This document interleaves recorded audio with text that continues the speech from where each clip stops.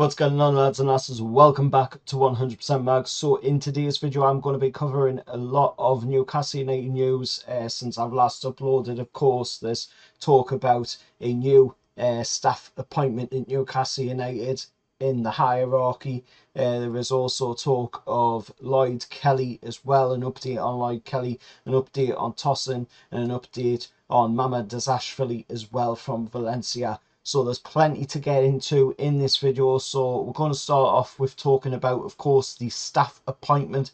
Now, Newcastle United, of course, according to reports over the last few days, have, of course, appointed a new club chief operating officer called Brad Miller. He's coming into the club, of course. He was formerly the COO at Manchester Airport and Stansted Airport. And he will, of course, report into Newcastle CEO Darren Eales. He will lead on the club's capital investment strategy. So what he's going to do is, according to reports from Keith Downey and Aaron Stokes, he's going to come into the club and he's coming in with a massive record, by the way, as well. He arrives with a big track record, of course, according to Andrew Stokes, of delivering major development projects around the UK, and will likely play a crucial role in any St James's Park changes that are made, of course. So he's going to come into the club.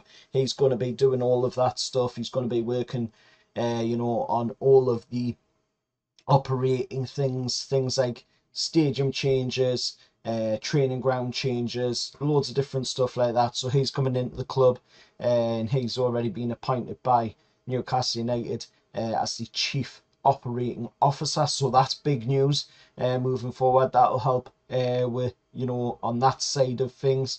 On the Tosin news, of course, we're seeing a little bit of a downer from Fabrizio Romano, saying that Chelsea are closing in on the deal to sign Tosin, as somebody that Newcastle have been linked with for quite a while now. And of course, now Romano's coming out and saying that Chelsea's closing in on him. According to reports, it seems as though he's already agreed to join Chelsea by the looks of it.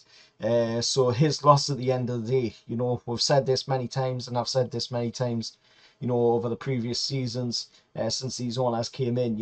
Anybody that doesn't come in from the off, at the end of the day, it's their loss.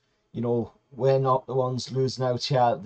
They're losing out on the chance to be part of something absolutely fantastic. So at the end of the day, if he's happy to sit on Chelsea's bench, and go there just for the money, then that's not the kind of player we want at Newcastle United. We want players that are going to come in and do what Anthony Gordon's done, Bruno's done, Trippier's done, Isak's done, Nicky Pope's done.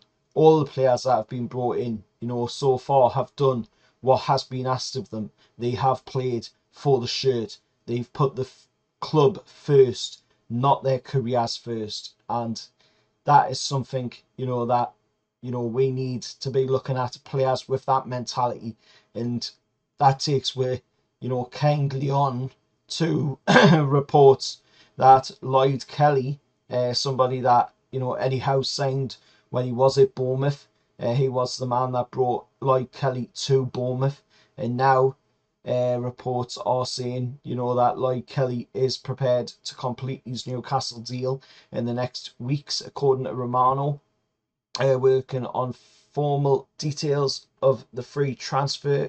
But from what I've heard, all that stuff's already done. The media work's already done. We're just waiting, on it to be announced. And it is understood that there's no change in, the plans, according to that report from Romano, for the Tosin deal. So Kelly is expected to join Newcastle in July. That will be the time when he will be able to join, because that's when his contract runs out. And Romano has given it the "here we go soon" with a black and white checkered flag. Then of course, we've got the reports coming from many different sources saying that Newcastle United have tabled a 41 million bid for Mamardashvilli of Valencia. somebody that I do rate pretty highly. He's a very good goalkeeper, and he will be immense between the sticks for us. Possible replacement there, for Nicky Pope. I could see Nicky Pope dropping to number 2 if Mamardashvilli comes in, to be honest, and I'm sure Nicky Pope wouldn't, mind that, to be honest, considering that, he has had now his second shoulder injury in his career, and even one shoulder injury, for a goalkeeper is pretty bad.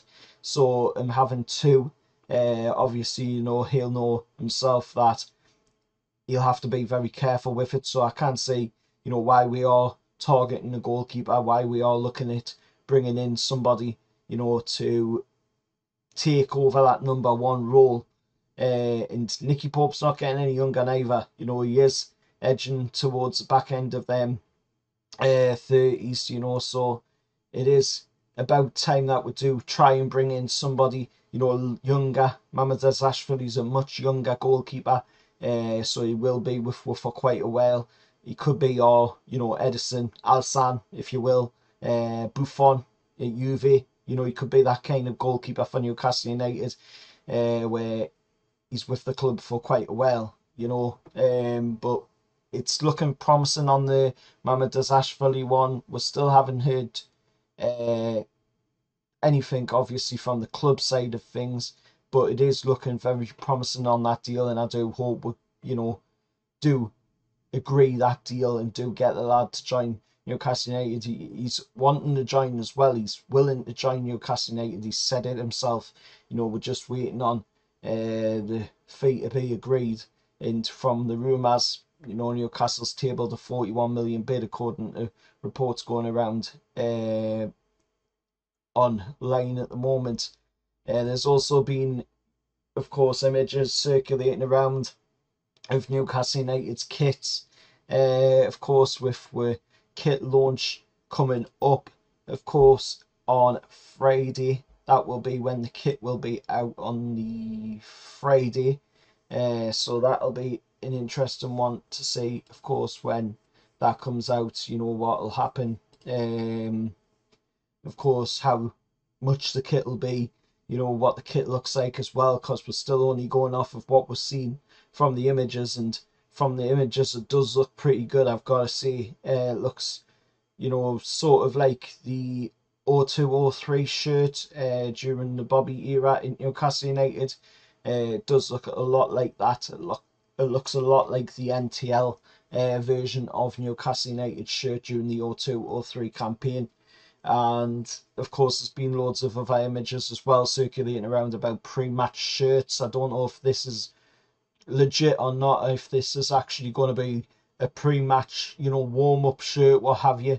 But there's an image of it up on screen for you to see. Of course, Newcastle as well, giving the big in and sticking the middle finger up to the old dictator that used to run things around here, by, of course, announcing our official partnership with JD Sports. JD Sports is now the club's new official sports retail partner. So what will happen is, of course, the shirts will be able to be sold in the Newcastle United club shop, Adidas shops, and JD Sports shops. I'm sure other shops will more than likely get it, but for the beginning periods of the shirt coming out, then JD Sports, of course, will be the official sports retail partner. But of course, that's massive news. We've also seen JD Sports taking the step to going over to Saudi Arabia as well, agreeing a deal with MG. I think it was, or something like that, over in Saudi Arabia. They have agreed a deal over there, of course, to start making shops in the Middle East for JD Sports. So, this has obviously been something that has been well thought over by the owners, by, PIF, and by JD Sports as well. There's also, of course, a very interesting post put up last night, of course, in Salah having a bit of fun on the quayside, of course, by putting up the famous BMX for sale sign, but changing the number out to a different number, and when you ring it you do get a very interesting message, of course inviting you along to a event that is happening on Saturday night. Live show, fireworks, etc. Of course, according to what Peter Keneal's saying, there's going to be lights, fireworks, and everything on Saturday night. It's going to be a big, massive show down on the quayside at 10 p.m. I think it was that was said. I did ring the number up just to hear what the message was, and of course they did say that it would be happening all on Saturday night. You get yourself along to the quayside and witness the absolutely amazing event that is going to be put on, of course. And also there is as well news about a retro remake. Adidas are going to remake the 95-96 Newcastle United home shirt, the Entertainers home shirt, the most recognisable football shirt in the world, the most loved football shirt in the world, is going to be remade in 24-25 by Adidas for this season. It's going to be a long sleeve version of the Entertainer shirt. Hopefully they do make a short sleeve version as well for fans that are a fan of the short sleeved shirt. But they are going to be remaking it, and they're going to be releasing it this summer, and it will be, of course, a direct remake of the 95-97 home kit with long sleeves. So that's going to be interesting to see when it comes out. Who knows, it might even sell more than the actual home shirt, because this shirt is very rare, very hard to get these days. So it will be interesting to see it back in the market, being able to be purchased once again. And there has been also news on